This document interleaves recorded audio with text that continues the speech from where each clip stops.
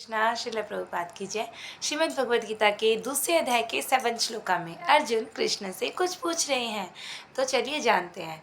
अर्जुन उवाचा कार्पण्य दोषोपहता स्वभाव पृच्छामि त्वां धर्म सम्मूढ़ चेता यच्छेहस्यानिश्चितं ब्रूहि तन्मे शिष्यस्तेऽहं शाधि मां त्वां प्रपन्नम्।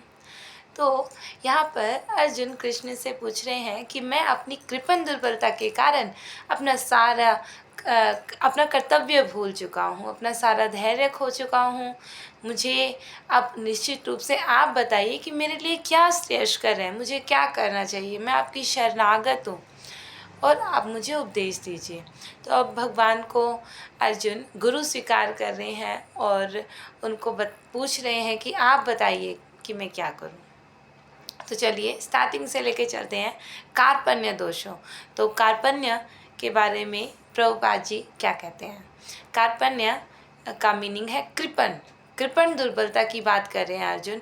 अब हम जानते ही हैं कि ये क्या सिचुएशन थी कि अर्जुन जो है वो कुरुक्षेत्र के मैदान में खड़े हुए हैं और वहाँ पर वो अपने सामने अपने ही संबंधियों को, अपने ही रिश्तेदार, अपने पितामह, गुरुजनों और आचार्यगण, इन सबको देखकर वो कंफ्यूज हो जाते हैं कि मुझे क्या करना चाहिए। वो भाव विभोर होने लग जाते हैं। उन्हें पाप का भी भय लगता है कि अगर मैं इनको मार दूंगा तो क्या होगा और ये होगा, मुझे नरक में जाना पड़ेगा। इसी तरह की बहुत सारी चीज़ें उनके मन में आने लग जाती है। वो कंफ्यूज हो जाते हैं और वो अपना कर्तव्य भूलने लग जाते हैं, है ना। तो यहाँ पर अब इस वाली बात को तो हम बहुत ज़्यादा नहीं लेंगे, ये सब जानते ही हैं। बट हमारे जीवन में भी ऐसी सिचुएशन आती हैं जब हम अपने कर्तव्य को भूलने लग जाते हैं, हम कंफ्यूज होते हैं। तो यहाँ पर हमें इस श्लोक से हमें सीखना है कि हमें क्या करना है। तो सबसे पहले एक कृपण दुर्बलता की बात कर रहे हैं अर्जुन। उन्हें पता है कि वो किस वजह से अपना कर्तव्य भूल रहे हैं, है ना। वो कह रहे हैं मैं अपनी कृपण दुर्बलता के कारण अपना कर्तव्य भूल गया हूँ। तो अब देखिए श्रील प्रभुपाद जी कृपण को एक्सप्लेन कर रहे हैं। कृपण कौन है, तो कृपण का मीनिंग दिया गया है कंजूस। अब देखिए यहाँ पे कंजूसी की बात कहाँ से आ गई, है ना। कंजूस तो वो होता है ना जो पैसा बचाता है। तो यहाँ पे पैसे की बात कहाँ से आ गई, तो अब देखिए इसको कनेक्ट करते हैं। कंजूस कौन है, जो पैसा बचाता है ना। अब पैसा जो बचाता है, पैसा बचाना कोई गलत बात नहीं है, बट उसको सही जगह यूज़ नहीं करना और बचा के रखना ये गलत है। तो ऐसे पर्सन को कंजूस कहा जाता है।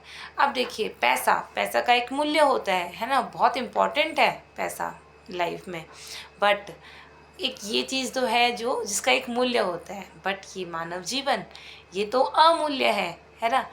ये तो कीमती से भी ज़्यादा कीमती है। और जब कह ही दिया गया कि अमूल्य, इसका कोई मूल्य ही नहीं लगाया जा सकता, तो मानव जीवन ऐसा है। तो जो इस मानव जीवन का यूज़ नहीं करता है ना सही जगह लगाने में, तो वो कंजूस है। प्रभुपाद जी ये कहने का प्रयास कर रहे हैं, है ना। और बता रहे हैं आगे तात्पर्य में कि जो मानव जीवन की समस्याओं का हल किए बिना, उससे बचते हुए कुकर और सुकर की भांति एक दिन इस दुनिया से चला जाता है, उसी को प्रभुपाद जी कंजूस बता रहे हैं, है ना। एक भगवान ने अनुग्रहवश, एक मीनिंग और होता है कृतज्ञ, कृतघ्न, कुछ ऐसा ही कृपण से भी मैच हो रहा है। तो मैं ये भी इसके अंदर ले लेती हूँ कि जैसे भगवान ने ना अनुग्रह किया है 84 लाख योनियों के बाद भी, अगर भगवान की करुणा कृपा नहीं होगी ना, भगवान अनुग्रह नहीं करेंगे तो हमें मानव जीवन नहीं मिलेगा। तो भगवान के अनुग्रहवश हमें ये मानव जीवन मिला है। और अगर कोई हमारे ऊपर कोई उपकार करता है तो हमें उनको थैंक यू कहना चाहिए, है ना। और लेकिन यहाँ पे भगवान ने हमारे पर उपकार किया है, इसीलिए उपकार किया है ताकि वो हम जो इस जन्म मृत्यु जरा व्याधि के संसार में फंसे हुए हैं, भगवान ने करुणा करके हमें मनुष्य शरीर दिया ताकि हम इस जन्म मृत्यु के फेर से निकलने के लिए हम कुछ प्रयास कर सकें, जो कि मानव जीवन में ही किया जा सकता है ना। तो मैं कल परसों ही जब मंदिर जा रही थी तो मैंने रास्ते में देखा, ये किसी ग्रंथ में मैंने नहीं पढ़ा है, ये जस्ट मेरी एक थिंकिंग थी कि मैंने देखा कि एक भैंस थी जो वो बैठी हुई थी रोड पे ही, बस वाले को बस रोकनी पड़ी, फिर मोड़नी पड़ी। तो मेरे मन में ख्याल आया कि वैसे भगवान ऐसा ट्राई कर करके नहीं देखते, बस एक जस्ट आइडिया आया कि भगवान ने इतनी सारी योनियों में हमें जन्म देने का जो प्रोविज़न बनाया है वो कहीं इसलिए तो नहीं बनाया ताकि इस तरीके से रहते रहते हमें आदत हो जाए इस तरीके से जीने की कि कहीं भी बैठ जाओ, कहीं भी खा लो, कुछ भी खा लो, ठीक है, और कैसे भी रह लो, और इसी तरीके का जीवन जीने की आदत हो जाए। और फिर भगवान मनुष्य शरीर दे रहे हैं कि अब इनको आदत हो गई है, कहीं भी बैठ गए, कुछ भी खा लिया और कहीं भी रह लिया, इस तरह की उनको आदत हो गई है, अब ये भजन करने के लिए परफेक्ट हैं, ठीक है। बट जैसे ही हम इस मनुष्य शरीर को प्राप्त करते हैं, हमें आलीशान घरों की और अच्छे कंफर्ट की और अच्छे खाने की, हर चीज़ की आदतें पकड़ लेती हैं और फिर उन्हीं के ही चक्करों में ये इंसान लगा रहता है और भगवान ने जिसके लिए ये जीवन दिया था वही हम भूल जाते हैं, है ना। तो ये मेरी अपनी थिंकिंग थी जो मुझे उस वक्त आई। तो एक्चुअली कंजूस की बात हो रही थी, तो कृपण दोष की बात हो रही थी। तो भगवान ने अनुग्रह करके हमें ये शरीर दिया है और हम इसको सेव करे जा रहे हैं। क्यों सेव करे जा रहे हैं? भाई आगे के लिए, आगे के लिए कितना कितना मतलब ठीक है, सेविंग ज़रूरी है। ऐसे ही आचार्यगण बताते हैं, वरिष्ठ वैष्णव भी बताते हैं कि हाँ, हमें एक अच्छे स्वास्थ्य की कामना करनी चाहिए, बट बहुत ज़्यादा शरीर से ही आसक्ति नहीं रखनी चाहिए, इतना ज़्यादा आसक्ति कि हम भक्ति में ही आगे ना बढ़े, है ना। जैसे कि बताया गया है कि 3 तरीके के क्लेश आते हैं ज़िंदगी में, कष्ट क्लेश आते हैं। आदि दैविक कलेश, आदि भौतिक कलेश, आदि आध्यात्मिक कलेश आते हैं। और तो जो आदि दैविक क्लेश आते हैं वो जैसे कि भूकंप आ गई, बाढ़ आ गया, चक्रवात, तूफान, इन सारी वजहों से, जैसे घर परिवार नष्ट हो गए या फिर सब कुछ नष्ट हो गया, परिवार भी नष्ट हो सकते हैं, तो उनकी वजह से एक दुख तकलीफ़ जो जीवन में आती है वो भी इंसान को मतलब कुछ आगे बढ़ने में से रोक सकती है, रोक देती है। कई बार कुछ बहुत सारे केसेस में ऐसा होता है ना। फिर एक आदि भौतिक क्लेश होते हैं हमारे जीवन में जो कोई जीव हमें देता है ना। तो जीव में ये कीट पतंगे और मच्छर मक्खी और पशु पक्षी जानवर सब हो सकते हैं और इंसान भी हो सकते हैं।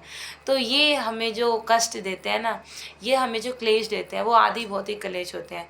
तो इन कष्टों की वजह से मान लो किसी मच्छर ने काट लिया, हमें डेंगू हो गया, हम बीमार पड़ गए, हम शरीर से वीक हो गए, तो तब उन सिचुएशंस में हम आगे बढ़ने से रुक जाते हैं। या कोई जीव कोई कष्ट दे रहा है जिसकी वजह से हम आगे बढ़ने से रुक जाते हैं। आदि आध्यात्मिक क्लेश होते हैं। हमारा मन, अगर मान लो हमें कोई और जीव तंग नहीं कर रहा है ना, हम सदियों से एक कमरे में बैठे हैं अगर, तो भी ये मन जो है ना वो कुछ क्लेश ले आएगा। तो मन और शरीर के जो कष्ट क्लेश होते हैं वो आदि आध्यात्मिक क्लेश कहते हैं। प्रभुपाद जी कहते हैं कि आप इस दुनिया में आए हो तो आपको कष्ट क्लेश तो झेलना ही पड़ेगा, आप इससे बच नहीं सकते हैं। तो हमें इन सारे ये चीज़ें होती रहेंगी, आती रहेंगी और जाती रहेंगी। जैसे कि 2:14 में बताया गया है, मात्र स्पर्शास्तु कौन्तेय शीतोष्ण सुख दुख दा, कि सुख और दुख गर्मी और सर्दी की ऋतुओं की तरह आते रहेंगे। बट इन सारे कष्ट कलेशों की वजह से हमें एक जगह रुक नहीं जाना है। जब ये सब कुछ है, मान लिया ये सब कुछ है, बट भगवान भी हैं, है ना, वो सुप्रीम पर्सनैलिटी है। प्रभुपाद जी एक जगह बता रहे हैं उपमा में कि माया जो है ना वो भगवान को आच्छादित नहीं कर सकती। जैसे बादल कुछ टाइम के लिए सूर्य, ऐसा लगता है कि सूर्य नहीं है, बट वो ज़्यादा देर तक नहीं रह पाता है। उसी तरीके से माया भी बहुत देर तक भगवान से हमें दूर नहीं रख सकती है, भगवान को ढक नहीं सकती है वो। तो अगर जितनी तरीके की कष्ट क्लेश है, कन्फ्यूजन्स है, सब कुछ है, तो भगवान भी तो है ना, भगवान भी हैं। तो हमें भगवान पर विश्वास, भगवान पर श्रद्धा और उनके वचनों पर विश्वास करना होगा, गुरु के वचनों पर विश्वास करना होगा और आगे बढ़ना होगा। तो कार्पण्य दोष, तो इस पर चर्चा हो चुकी है। कार्पण्य दोषोपहत स्वभाव। फिर मैं आपसे पूछ रहा हूँ, धर्म के अनुसार मुझे बताइए कि मुझे क्या करना चाहिए, मेरे लिए जो से यश कर रहा है। फिर एक और बात आई है कि वो कह रहे हैं शिष्यस्ते हम, कि मैं आपका शिष्य बन जाता हूँ, है ना। तो यहाँ पर वो ये क्यों कह रहे हैं कि मैं आपका शिष्य बन जाता हूँ? तो इसको मैं इस तरीके से समझती हूँ कि जैसे कि भगवान तो हर किसी के चित्त में है ना। और भगवान, जब भी हम किसी बुरी सिचुएशन में होंगे, अगर हम भगवान से आंसर मांगेंगे, भगवान देंगे। बट हमारे चित्त में भगवान तो हैं, बट हमारे अंदर बहुत सारे जिसको कहते हैं, एक आता है आदर श्रद्धा साधु संग भजन क्रिया अनर्थ। तो बहुत सारे अनर्थ हैं हमारे हृदय में, तो वो भी है, वो भी हमें जवाब देते हैं, हमारा मन भी हमें जवाब देता है, हमारी बुद्धि भी जवाब देती है, हमारा अहंकार भी जवाब देता है, और भगवान भी दे रहे होते हैं। तो हम ऐसे में किसका आंसर सिलेक्ट करेंगे, है ना, कैसे सिलेक्ट करेंगे? इसीलिए भगवान ने गुरु को भेजा है, ताकि गुरु हमें सामने से ऑर्डर दे सके, हमें सामने से सजेशन दे सके कि हमें ये करना है और ये नहीं करना है।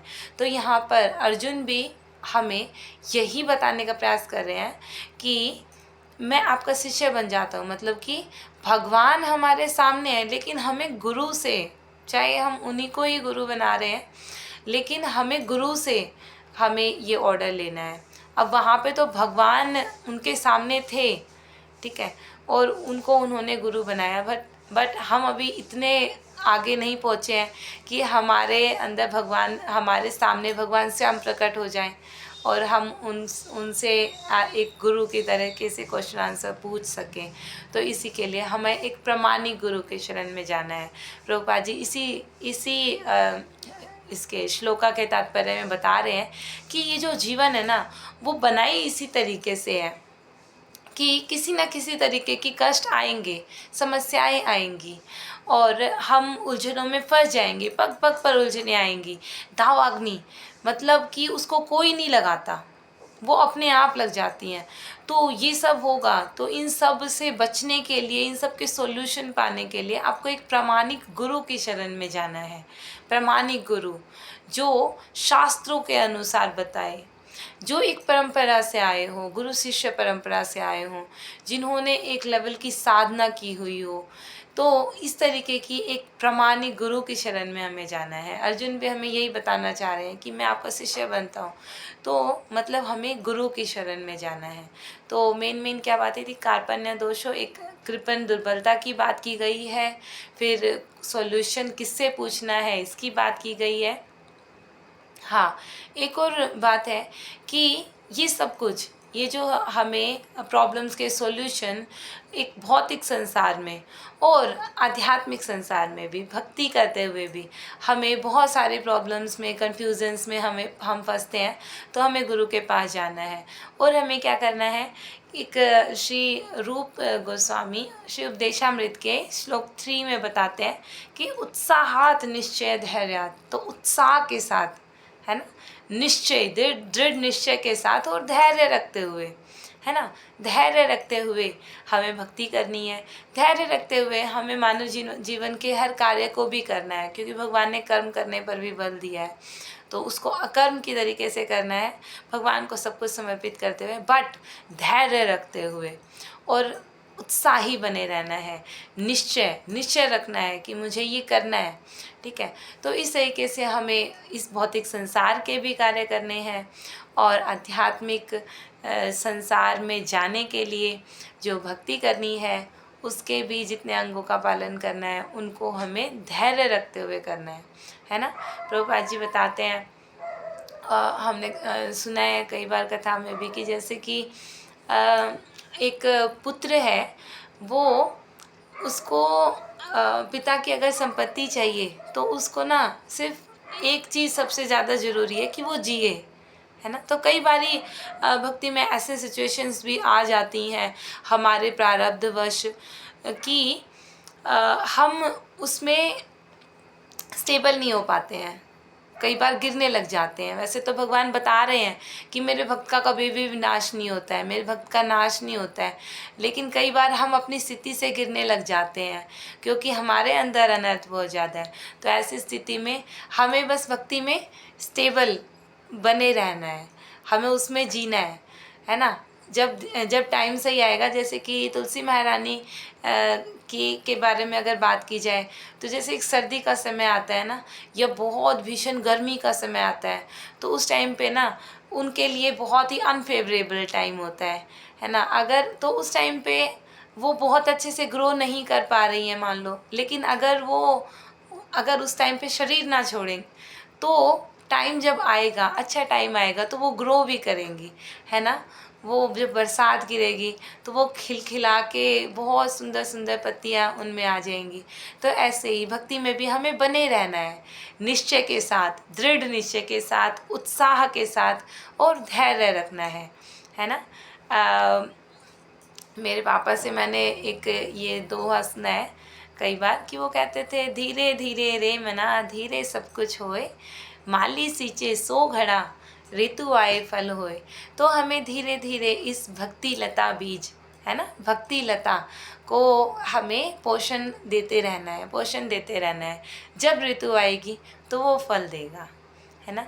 तो इस तरीके से जो भी कन्फ्यूज़न आए, मटेरियली लाइफ में आए या स्पिरिचुअली आए, हमें गुरु से पूछना है, उत्साह के साथ, निश्चय के साथ और धैर्य रखते हुए हमें लगे रहना है भक्ति में, और अपने प्रयास नहीं छोड़ने हैं, और चैंट करते रहना है, Hare Krishna, chant and be happy.